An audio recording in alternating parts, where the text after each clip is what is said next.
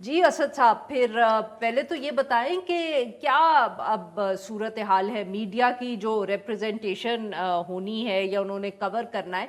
पिछली दफ़े तो मेरे ख्याल में बहुत ही कम लोग थे, इस दफ़े ज़रा कुछ ज़्यादा को इजाज़त मिली। क्या ये नंबर हमें और बढ़ता हुआ नज़र आएगा आने वाले दिनों में?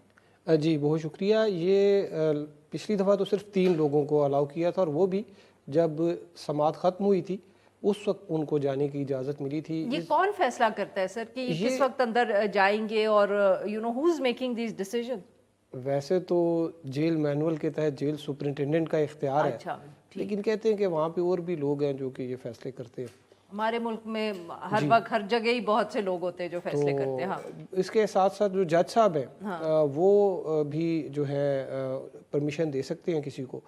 तो वैसे जो तरीकाकार ये है कि जेल सुपरिटेंडेंट को जो दरख्वास्त दी जाती है वो फिर होम, अगर वो खुद ना करे तो फिर वो होम सेक्रेटरी जो हैं वो मजाज अथॉरिटी होते हैं, आईजी जो प्रिजन वगैरह। फेडरल जी जी। होम सेक्रेटरी तो है। जेल मैनुअल में जेल सुपरिटेंडेंट के पास भी बहुत इख्तियारात होते हैं, लेकिन इस मामले में कुछ वो सो बेसिकली आप कह रहे हैं कि बिटवीन द केयरटेकर गवर्नमेंट और जेल सुपरिटेंडेंट ये फैसला कर रहे हैं कि, क्योंकि इन द सेंस कि पहले जैसे आपने कहा कि 3 सहाफ़ियों को, आज भी सब सहाफ़ियों को इजाज़त नहीं मिली।